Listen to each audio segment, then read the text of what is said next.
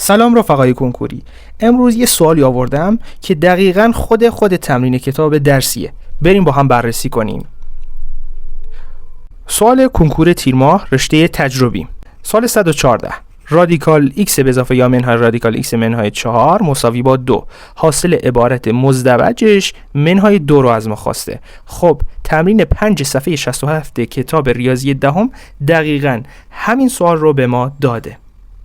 همینطور که ملاحظه میکنید اینجا به جای آ 2 رو به ما توی سوال داده. سوال 5. خب حل تمرین کتاب درسی به این صورته که ما این عبارتی که از ما خواسته این منفیه، درسته؟ اینجا ما مثبتش رو داریم، پس این مزدوجش رو از ما اینجا میخواد. برای این کار دو طرف رو در مزدوج این، یعنی این علامتش منها باشه، ضرب میکنیم. پس به این ترتیب.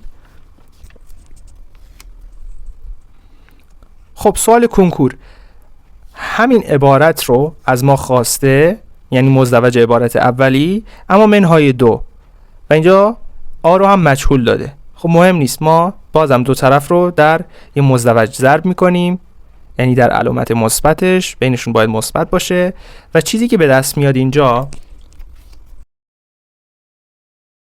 a به اضافه 4 باقی میمونه تقسیم بر 2 میشه این عبارت مثبت، اما a به اضافه 4 تقسیم بر 2 منهای 2 میشه. پس اینجا a به اضافه 4 طرف چپ تقسیم بر 2 میشه علامت در واقع قسمت مثبت مزدوجمون و سوال از ما یه منهای 2 هم خواسته.